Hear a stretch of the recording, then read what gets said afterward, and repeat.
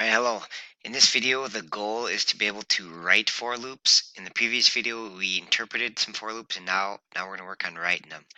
So I'm going to do a couple with you here, and then I'm going to have you try a few on your own. Okay, so the first one here is to find the sum of the numbers 1 through 5. So we've got to do 1 plus 2 plus 3 plus 4 plus 5, and then we'll display the sum once the loop ends.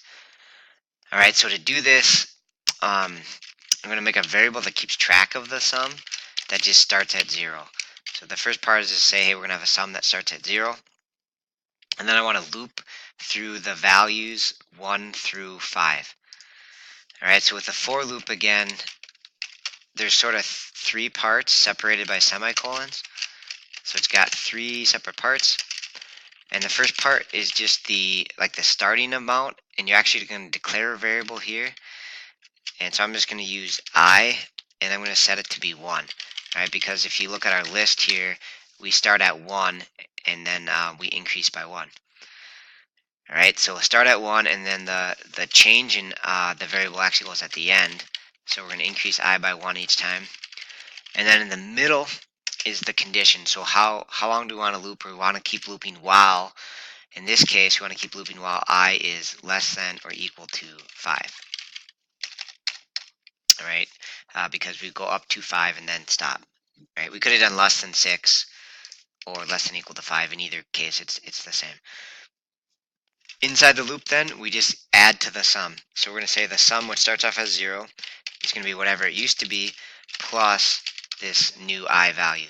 So the first time through, it'll add 1, then it'll add 2, add 3, add 4, add 5. And if we start at 0, then we'll get the right sum, which I believe is 15. Okay, and we're not going to print it out each time, right? We just want to print out the sum at the end. So I'm going to do a print ln of the sum at the end. See if I should get 15. Get 15. Seems like that worked just fine. Okay, so that is our first loop example. Okay, next one is to print the 4 perfect squares. And so basically we just want a loop again with our 3 parts. The initial condition, so we call it x this time. You name it whatever you want, really. But I'm going to start with 1. And then I'm going to go while I'm less than, I'm actually going to go less than 5. So I could do less than equal to 4 there, or less than 5. Right? Because we basically need a loop where x goes 1, then 2, then 3, then 4. That would be our first 4 perfect squares. So we go from 1 up to less than 5. And each time we're just going to increase by 1. Increase x by 1. And then inside of here we just do a print. I'm going to not do a return between each of them. I'm just going to do a regular print, and I'm going to do the square, so x times x, and I'm going to put a space to space out the numbers. Otherwise, they'd be all merged together. All right, so that loop does the first 4 perfect squares, so we can display them 1, 4, 9. All right, and kind of the cool part of loops again is that, you know, with a little simple change, if we wanted to print more than the first 4 perfect squares, you know, we could easily just change this, and boom, it prints out a whole bunch of squares for us. Right, really handy if we were doing a math, we needed the perfect square list, we could make it in an instant with a loop. All right, so I'll go back to our original one here. All right, so the rest of this is for you to try. So I'm going to have you get this for loop examples 2. So it will be in the starter code folder, and you're going to get it, and you're going to try to do what it says in these comments. So you're going to try and complete all of these. Try them first. If you get stuck on any, you can come back in this video. We'll actually explain them and have the answers. But I want to have you try them first. And you can kind of flop back and forth. You could do one in here, check it in the video, do another one, check it, or do all of them at once and then check them with the video. And just make sure that you get these answers right. So one more hint here. If you don't know how to get the starter code, I'll show you it one more time. Go to Schoology page and go down and find the link to lesson notes and class code. It's up here at the top, I guess. And then inside of here, we just need to go to chapter 4. starter code.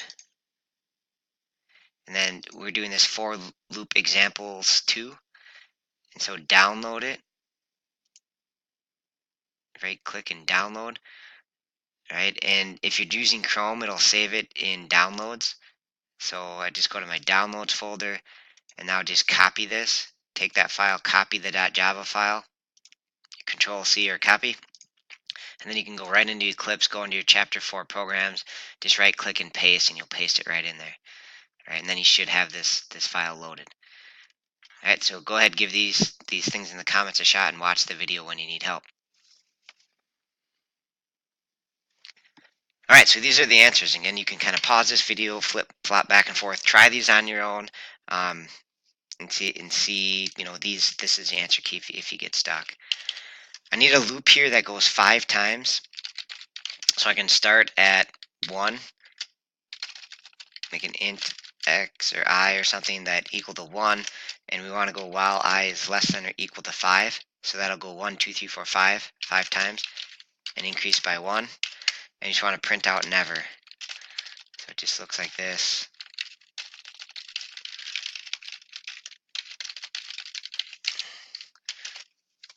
Alright, we can see that it works okay. Maybe we needed a print line after the end of this one to make it space out nice. Print a blank line up there. Okay, so we get never 5 times in a row. Next one, print numbers 0 to 20. So again, I just basically need to make a loop from 0 to 20. So int, call it k this time for whatever reason, call it whatever you want. And we're going to loop while we're either less than 21 or less than or equal to 20. Increase by 1, and then just print it out. So if we're on the same line, we're not going to do the ln part, but I probably would put a space here. So when we print k plus a space,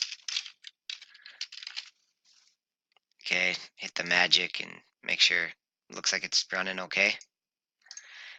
Again, we might want to do a print ln at the end here, just to print a return so we can get to the next line.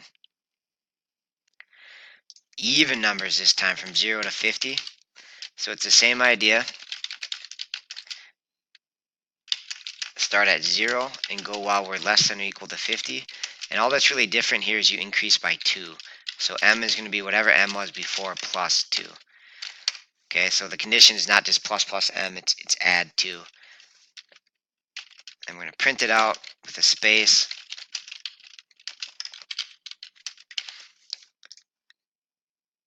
Alright, and then we can kind of check that goes 0 to 50 there. It's looking alright. Alright, now we're going to do the sum, and we're summing, looks like every third value from 3 to 120.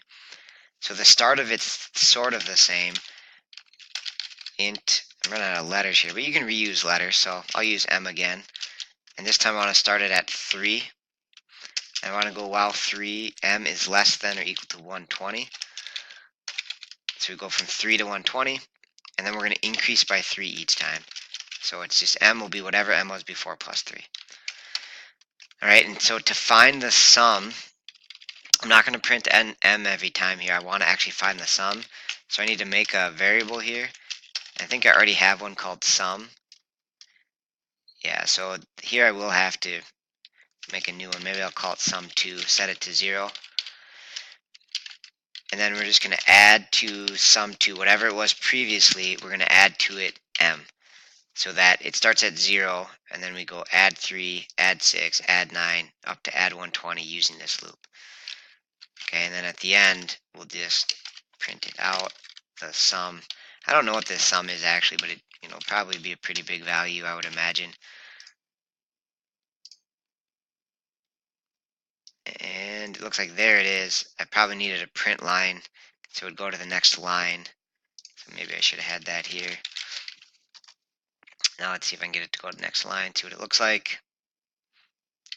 So we get 2,460.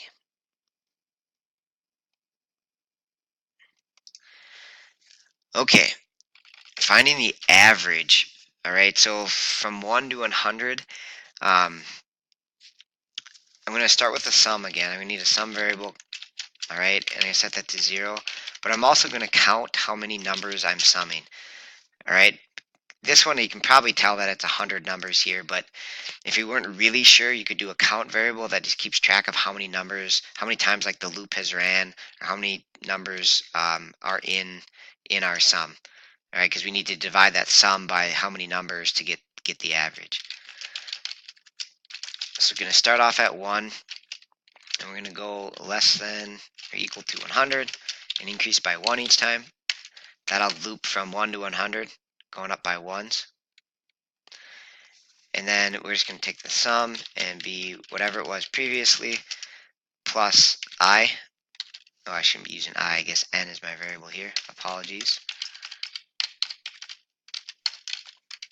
So we'll add n to whatever our sum was previously, and we'll also say, hey, we have one more number that was part of our sum. Okay, and so the point of this is then we'll be able to print out the average of that. So the sum divided by the count. All right, and if I'm being 100% clear on this, I probably should have done doubles here, right? Because this could certainly, the sum could be a decimal, but we'll just do truncation here, I guess, just to keep it simple. But probably should have done doubles. So we can see what the average is. I would guess the average of these would be right around 50 would be my guess. Probably like 50.5 is actually my guess, but we can see what we get here. Oh yeah, so with the truncation, it just comes out as 50 as the average. Okay, so that's a little different, but find the sum and we're keeping track of how many numbers are in our sum so that we can correctly find the average. All right, last loop. All right, so we want to loop through this and put a line between all the letters. So this one is super tricky. So if you didn't get it, no big deal. Hopefully this video will help. Kind of like the sum one, I'm going to start with a variable that's just a blank string. Right? It's got nothing in it. And then I'm going to loop through the letters, and each time I'm going to print a letter followed by a line. All right, so I'm going to do a for loop that loops through each letter. And so we talked about this in the last video. We can say like the index or the position where it will be 0. Like this A is position 0. And we just want to keep looping while we're less than the length. All right, because this E, this last letter, its position is actually 1 less than the length. All right, so as long as we keep IDX less than the length of the string, then we'll be okay. All right, that's E will be 1 less, and so this will stop 1 short of the length because we're less than the length. Okay, and we just go up by 1. That'll get us each letter. And so to fetch the letter, we got to do a char. I'm just going to call it like a temp because we only need it for a little bit. And we're going to do the char at position I dx. All right, so that'll get you 1 letter at a time. And then I'm going to take my result string and I'm going to add to that whatever it used to be. We're going to add to it this temp char plus a line. Okay, so that'll make it go whatever we used to have plus the new character plus a line. All right, so this will just each time put a line between the letters. And then if we kind of look at this, system.out.println, the result string should have lines between it. And it might have an error where we have like 1 extra line at the end, but we could talk about how to fix that. But for now, we'll run it like this and call that good enough. So we've added lines between each letter in asymptote. All right, so that's it. Hopefully you have some examples now of how to write for loops.